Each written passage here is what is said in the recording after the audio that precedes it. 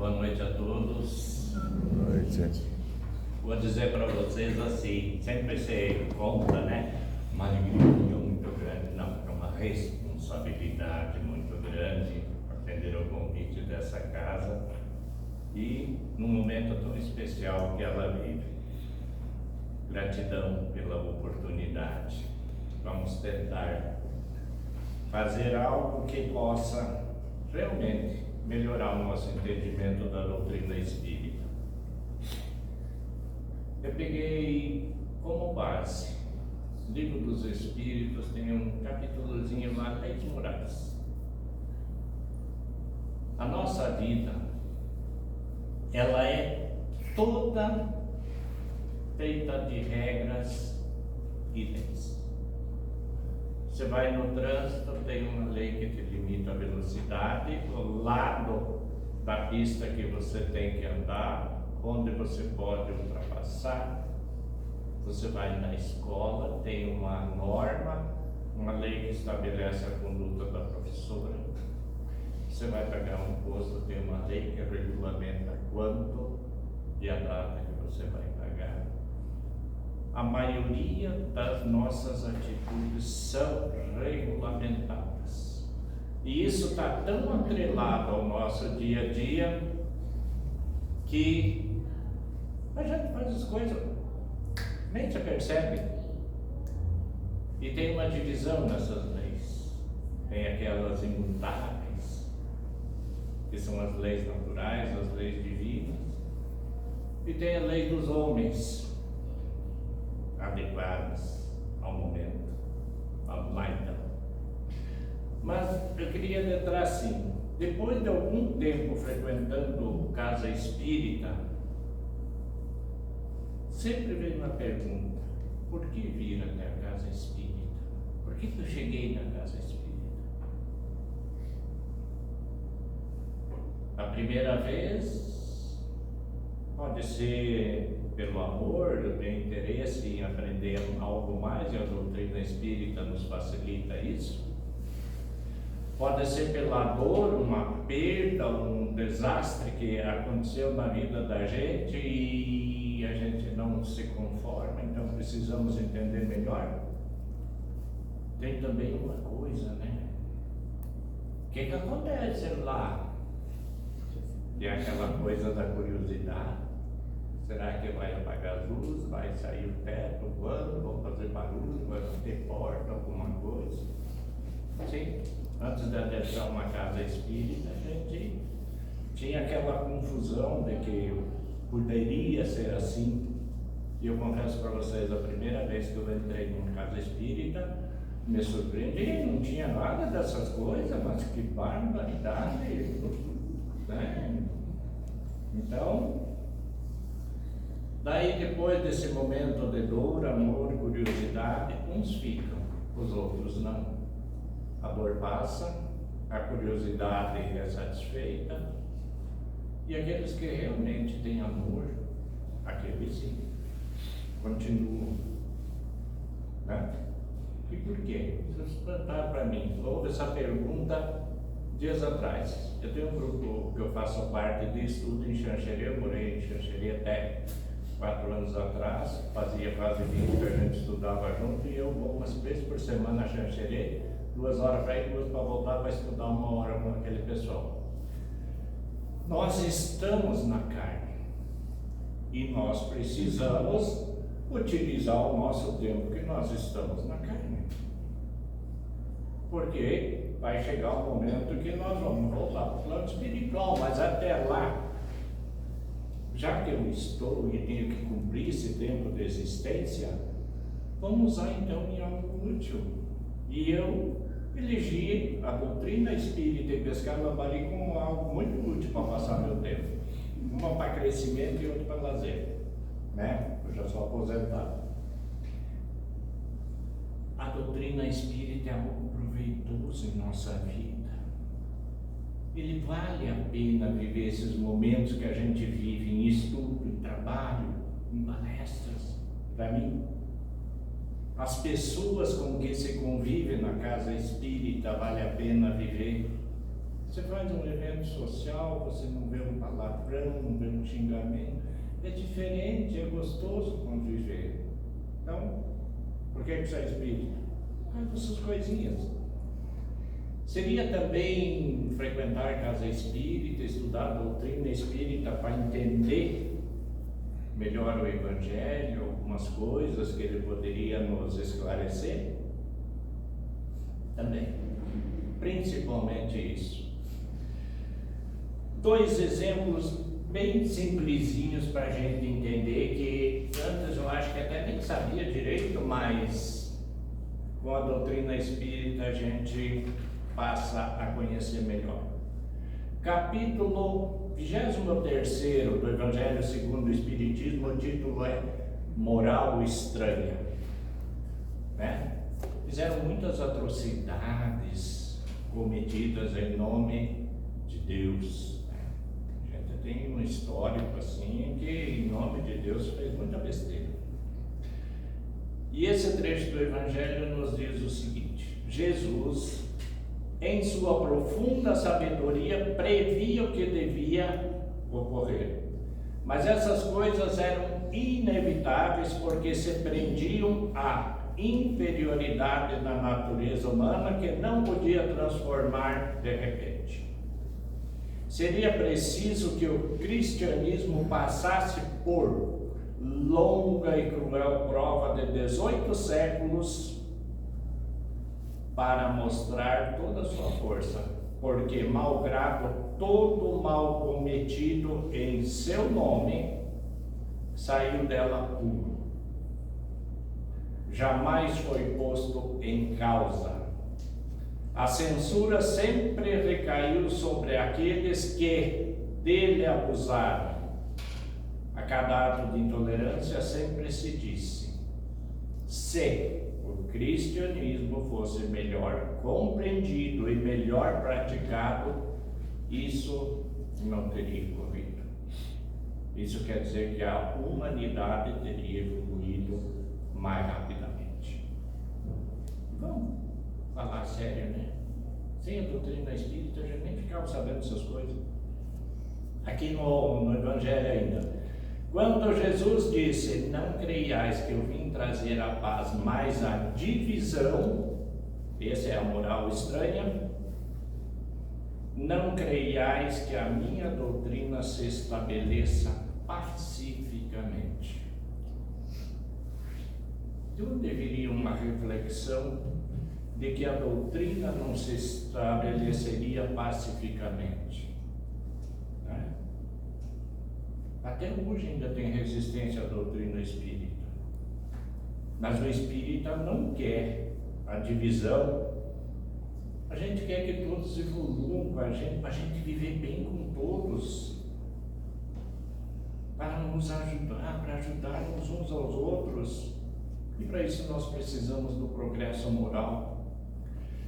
A divisão termina com o progresso moral da humanidade. A hora que todos nós evoluirmos, nós vamos terminar essa divisão.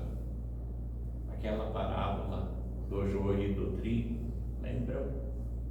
Pegaram o joio, arrancai-o, fazer peixes, queimai-o, e o trigo ao celeiro.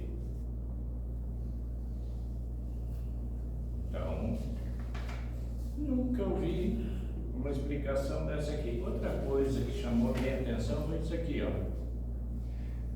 No 16º, não se pode servir a Deus e a Mamon. Capítulo 16º do Evangelho. Eu sempre ouvi assim: vamos trabalhar, vamos ganhar dinheiro e vamos. Não importa se tem que pisar em alguém. Vamos fazer. Vamos montar um capital. Hoje, com a visão espírita, é bom montar um capital. Daí você deixa para ver os teus herdeiros brigarem e discutir, um puxa para lá e outro para cá, para unir a família, não, para criar dificuldades. Nos diz o texto do Evangelho: ao homem, a nós, sendo depositário, gerente dos bens que Deus depositou em suas mãos, que são muitos. Ah, mas eu não tenho nada. Pensa melhor, nós temos. O gerente dos bens que Deus depositou em suas mãos lhe será pedido severa conta do emprego que dele estiver feito em virtude do seu livre-arbítrio. Antes da doutrina espírita, livre-arbítrio, a gente nem sabia o que era. Segue o Evangelho. O mau emprego consiste em fazê-lo servir senão a satisfação pessoal. O mau emprego. Tudo para mim. Ao contrário, o emprego é bom todas as vezes que dele resulta um bem qualquer para o outro. Caridade, usou o livre-arbítrio, usou a lei de Deus. Que coisa boa, né? Seria a nossa presença na casa espírita para melhor entendermos o Evangelho? Sim. É para isso mesmo. Se a doutrina nos ajuda nisso, a doutrina nos ajuda sim, como deve ser. Afinal, nós estamos aqui para melhor compreender o cristianismo. Entender, sim, mas acima de tudo, vivenciá-lo. Entendermos como usar o livre-arbítrio citado ali, que antes de adentrarmos ao Espiritismo, um pouco a gente ouvia falar. Por que estamos aqui então? Se for para satisfazer aquela curiosidade, podia para receber consolo, orientação, seria devido ao mediúnico para ouvirmos as histórias, as dificuldades dos irmãos sofredores, no além-túmulo em seus depoimentos. Ou então, umas palavras de esclarecimento do nosso amado mentor. Muita coisa, né? Numa casa espírita. E a gente tem que aprender o que fazer realmente numa casa espírita e por que estamos aqui. A coisa é séria. Mas eu recordo que desde a primeira linha no estudo da doutrina já entendemos uma coisa. O grande legado da doutrina espírita é o conhecimento que nós recebemos para fazer a nossa reforma íntima. Cultura moral. Passamos a melhor compreender os valores morais. Coisas simples, como por exemplo, o bem e o mal. Mas o que é o bem? O que é o mal? Qual é a consequência? E daí alguém chamado Ed Paliano Júnior fez um dicionário, segundo os alemães, que esclarece essas coisas. Vamos ver a definição do dicionário. O mal: aquilo que se opõe ao bem, que se opõe à virtude, à probidade, que se opõe à honra. O mal decorre das imperfeições dos homens, e se Deus tivesse criado o homem perfeito, o mal não existiria. Nós estávamos estudando o livrinho do André Luiz e chegamos a uma conclusão muito séria.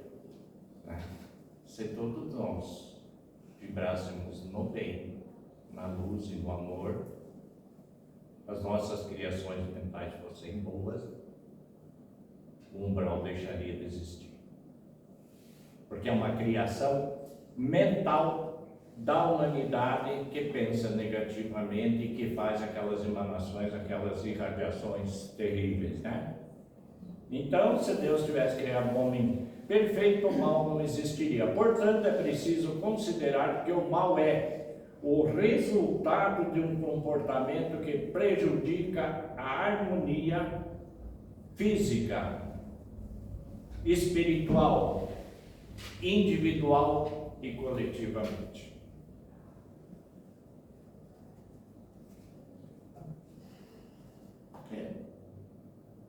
Prejudica a harmonia espiritual, física, individual, coletiva. Resumindo, o mal é causa de sofrimento. Já viu algum sujeito daqueles muito mal feliz? Ele não tem paz, a consciência não deixa, ele não se permite a ter um momento agradável. Ele não vai sentar na entrada da porta aqui com as costas viradas para a porta. Ele tem que sentar na frente para olhar a porta. Vive com medo, porque pode ter um inimigo. Então, quando a gente evita o mal, evita uma série de sabores. Mas o Paliano também fala sobre o bem. E ele define bem, qualidade atribuída às ações e obras humanas que lhe conferem um caráter moral. Bondade, austeridade moral, virtude. O bem traz felicidade, ventura. O bem define tudo que pode conduzir um espírito para a felicidade legítima. E isso implica que todos devem trabalhar para o bem-estar geral, com fraternidade, pois, enquanto existir numa comunidade um só infeliz, os outros ainda não terão alcançado a quietude necessária e a paz. Um só infeliz, incomodando, tira a tranquilidade e a paz. Nós tivemos em Maravilha, cerca de um ano e pouco atrás, um momento assim que as coisas das casas começaram a faltar. Havia uma preocupação, porque diz que aqueles que faziam esse tipo de coisas que eles pegavam, andavam armados, eram perigosos. Tirou a paz da cidade inteira. Só para a gente citar um exemplozinho bem simples, né? Mas o mal é algo que tem que ser evitado e o bem é algo a ser praticado. Como entender tudo isso? É mal e é bem. Dentro do dicionário, eu fiz uma cópia assim, porque senão meu dicionário vai ficar muito borrado. Vivendo o nosso dia a dia dentro das leis morais, como deve ser. E nos diz aqui sobre lei o dicionário. A lei moral baseia no princípio que deve guiar a ação humana com o fim de dotá-la de caráter moral. Entendendo-se que a moral é a regra do bem proceder e está gravada na consciência de cada um.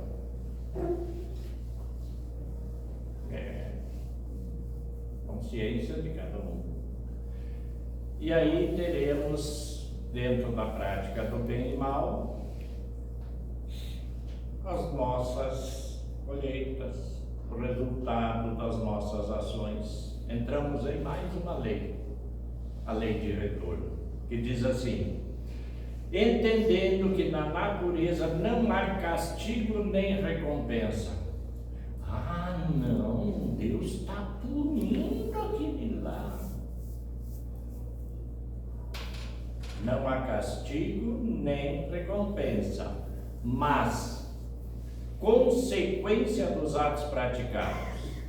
Se com ações o homem constrói para o bem, um bem-estar permanecerá à sua volta, trazendo-lhe felicidade.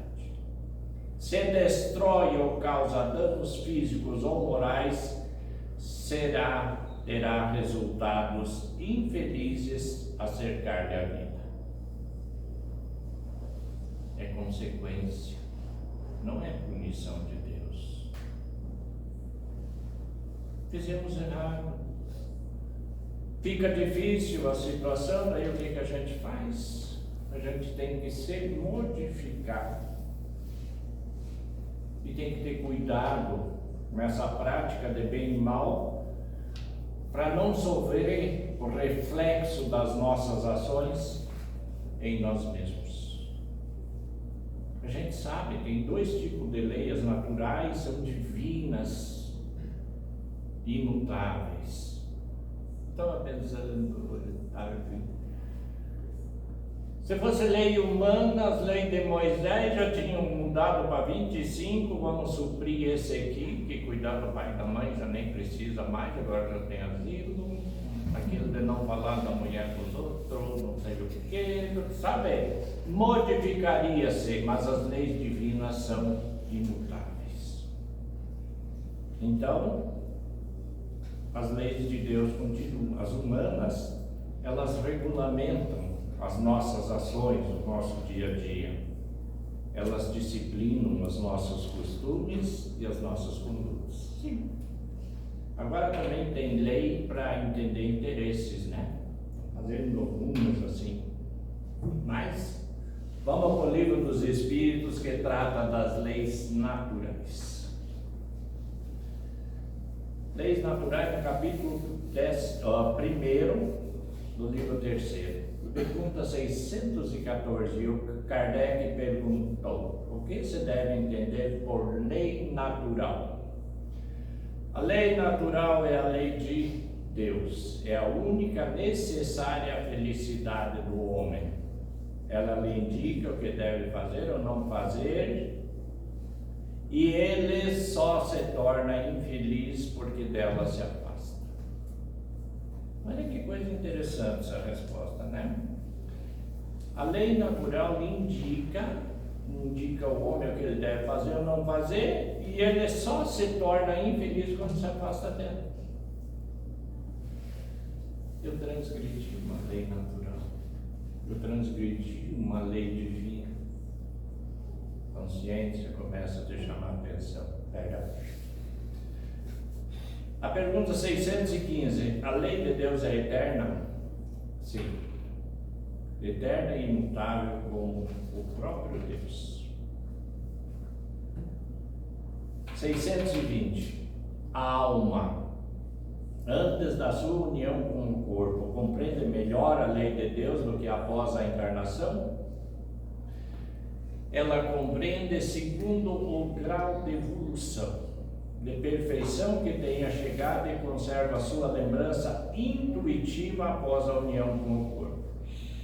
Mas os maus instintos do homem frequentemente fazem com que ele a esqueça. As tentações da carne, por exemplo.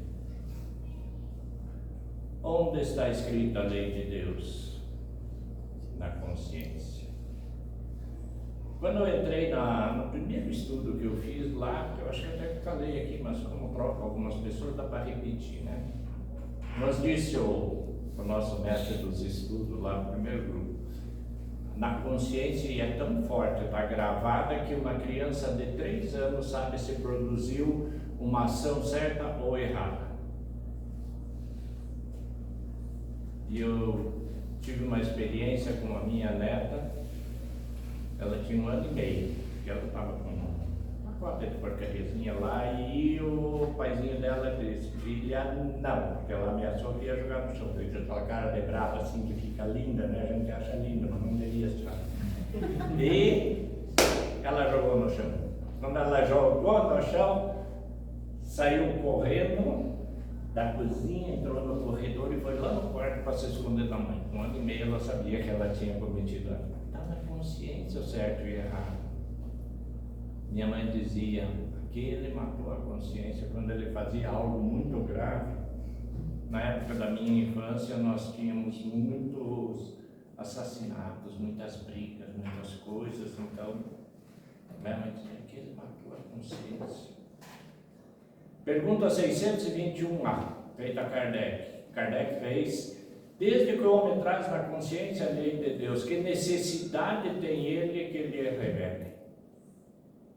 Gente, nós estamos aqui para ouvir sobre as leis de Deus.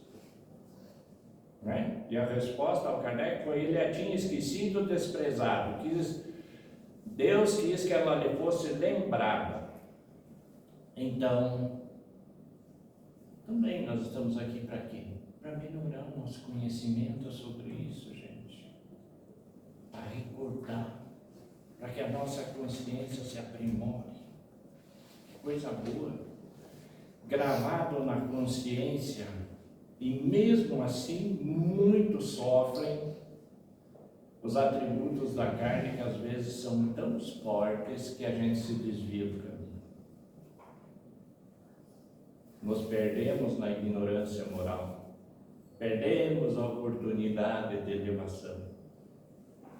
Quando a conduta moral vai pro ralo, tudo se perde. Lá naqueles cursos de passe que a gente fez lá antigamente, falavam sobre os chakras, né? Coronário, frontal, laríngeo. Aqui, os chakras de cima. Se você vibra com esses 3 chakras, elevação. Aí pegamos cardíaco, gástrico, esplênico, no meio você tem o equilíbrio. E quando você vibra com um chakra genésico que puxa para a terra, você busca valores materiais e morais, você se perde e a tua moral vai pro ralo e a tua vibração fica negativa e você passa a sofrer. Eu demorei muito tempo para entender isso. Quando você fica fixado, focado em algo negativo, a consequência vai ser difícil. Então nós temos que ter cuidado também com as nossas vibrações. Aí fica uma pergunta, mas então cadê o caminho para chegar à nossa evolução moral, espiritual? Seguir bem, né? Bem fácil. Você não anda acima do limite, o radar não derruba, o guarda não derruba. Você não ultrapassa pela via errada, naquela faixa amarela dupla. Você faz todas as suas aulas, você comparece ao teu trabalho, não te desconta o teu dia, você cumpre as suas obrigações, nem de telefone, né? Tem uma historinha assim, mas ninguém me liga. Atrás uma conta. Daí te ligo, sim, lembro de você. Então o cuidado de se fazer as coisas dentro da lei. Aliás, se não conseguirmos cumprir as leis, nós não nos elevamos, nem materialmente, nem moralmente. Porque aquilo que é tirado de forma irregular, daqui a pouco, de forma irregular, você acaba perdendo também, porque sempre tem um mais esperto que você. Mas o caminho qual é? O Evangelho, gente. Aqui, ó. Está aqui o caminho, está bem traçadinho. Eu fiz copiazinha porque a mãe não gosta que a gente risque muito, né? Onde nós começamos? No primeiro capítulo do Evangelho. O que está escrito lá? O título: Eu não vim destruir a lei. Kardec põe esse título. Jesus disse o quê? Eu não vim destruir a lei. O primeiro item das revelações está lá em Moisés, os 10 mandamentos. Gente, dá uma tristeza quando a gente sabe que estudou, tinha que decorar, saber na ponta da língua para passar naquele catecismo que nós fizemos na infância, lá em 1966, vocês lembram, né? 66, estava a maioria lá, o Brasil perdeu a Copa do Mundo, lembram? Jogo Portugal, 3-1, tá? Porque o Zébio fez gol, o Pelé saiu machucado e o Garrincha estava perdendo. É? 66. Então, nessa época eu fiz o catecismo também. Gente, a gente tinha que saber decoreba. Agora vamos pegar aqui o primeiro capítulo dessa lei. Amar a Deus sobre todas as coisas. Aquela figura antropomórfica que põe um cajado assim, pronta a bater na cabeça de alguém, ou o poder da criação para nós cuidarmos aquilo que a criação fez? Aquele olho de água limpinho, aquela flor linda, aquele passarinho que tem ali, o irmão de caminhada que Deus colocou na tua vida para você não estar sozinho. Amar as coisas de Deus é muito mais profundo do que aquela figura antropomórfica. Não, é mais profundo. Não tomeis o santo nome em vão. Estava citando, eu tive um parto daí, eu morava em Maravilha, queria vir para Campoeiro, para Saltinho, quem sabe Iraceminha, lá, mas me levaram de volta para Xanxerê. E na UTI, tive uma coisa assim que me chocou. Tinha lá um colega de UTI, né, nós tínhamos 7 câmeras, tipo um círculo assim, o pessoal tinha a central de atendimento ali, que eles monitoravam a todos nós.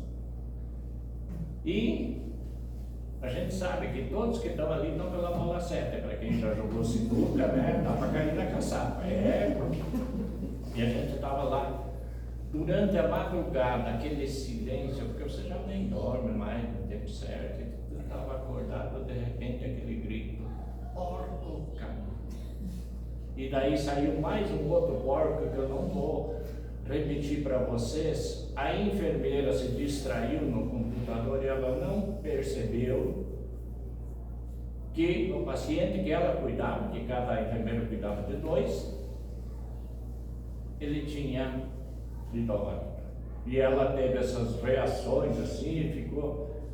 Acontecia, a gente sabia, a gente estava lá com o risco. Ai, gente, meu Deus, então não tomem o santo nome do Senhor em vão. Foi muito triste ver aquilo. Capítulo 3 da lei de Moisés: honrai o vosso pai e a vossa mãe. Sempre, né, gente?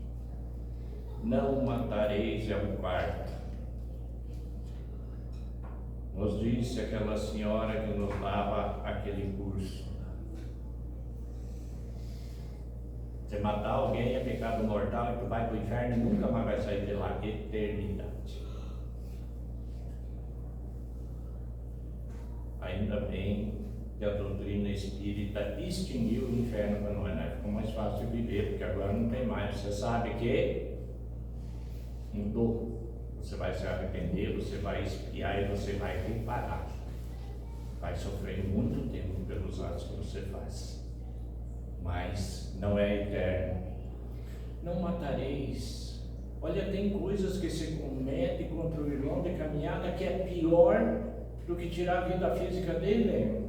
Tira-se sonhos, projetos, oportunidades.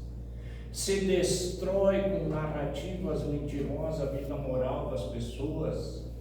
Então, não matareis. É muito mais profundo do que só o corpo físico. Capítulo 6. Não cometereis adultério. Está na lei, e está valendo até hoje. É uma regra, uma lei, que hoje está meio em desuso. O 7, não furtarei. Gente, leva na consciência. Leva. Ninguém viu.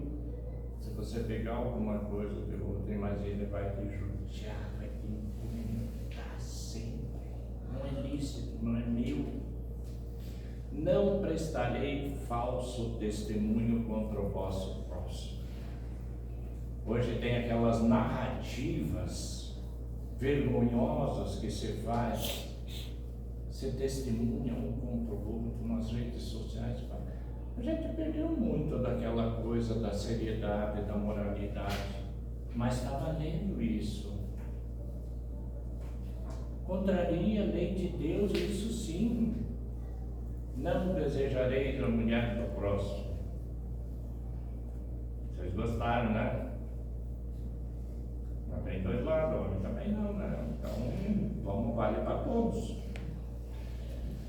Não desejarei as coisas alheias, né? Na época dessa lei do Moisés aqui, nós não tínhamos nem celular, nem avião, nem carro. Tem um monte de coisa que não cita no Evangelho no geral. A coisa mais linda que tem é você trabalhar, você construir, adquirir algo para você e realiza um sonho. Vou comprar um carro novo, um valor material. 3 meses depois, você já acostumou com o carro, nem era tudo aquilo. Agora, se você realizar um sonho de construir algo no amor e na caridade, vai te fazer bem sempre. Então, também temos que aprender isso. Então, essa é a primeira revelação das leis que tivemos. O segundo foi o nosso amado Mestre Jesus. E nos diz aqui o texto do Evangelho: não veio destruir a lei, quer dizer, a lei de Deus, ele veio cumprir, desenvolvê-la e dar seu verdadeiro sentido e apropriá-la ao grau de adiantamento dos homens. Coisa mais fácil da gente seguir, né? De não se perder. Amar a Deus acima de todas as coisas e ao teu próximo como a ti mesmo. Fácil, gente, que simples. E daí veio o Espiritismo com Kardec. Base. Amar, sim. Não se perdeu nada, nem do Moisés, nem do Cristo, mas se acrescentou algo. Precisamos de instruir. Instruí-vos, pois o conhecimento é o grande legado da doutrina espírita. Então, Kardec nos pôs. E diz o texto do Evangelho, no item 5. O Espiritismo é a nova ciência que vem revelar aos homens por provas irrecusáveis a existência e a natureza do mundo espiritual e suas relações com o mundo corporal. E nos mostra não mais como uma coisa sobrenatural, mas ao contrário, como uma das forças vivas e incessantemente ativas da natureza. Por que não nos contaram isso antes? Se nós soubéssemos da lei de causa e efeito, que éramos espíritos imortais, que teríamos que espiar, que reparar, que sofremos o mal que nós fizemos. Porque no momento que você deixa de ser um espírito que nasceu do corpo da mãe, o corpo físico, e daí você ganha um espírito, e daí você morre, você vai para o céu, você vai para o purgatório, ou mais para baixo, muda tudo. Você passa a ser um espírito que vai ter muitas encarnações. E tem uma lei de causa e efeito, muda. O Espiritismo veio trazer aos homens o tributo das suas luzes para fazer conhecer esse mundo e a sorte que nele nos espera.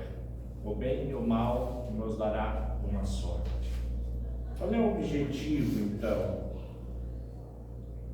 da nossa vida? O progresso. E o Eliseu Regonati tem de mim aqui que é um livro que eu gosto muito, estudei em grupo, Espiritismo Aplicado. Ele fala sobre progresso, que é o objetivo da nossa encarnação. Nós não estamos na carne de graça, né? E ele diz, através das vidas sucessivas, ora num plano, ora no outro, qual o alvo que nós devemos atingir? Nosso alvo é a perfeição. Atingi-la-emos pelas lutas, dores, sacrifício, trabalho e estudo. Sem trabalho, sem sacrifício, sem estudo, ninguém se constrói. Não.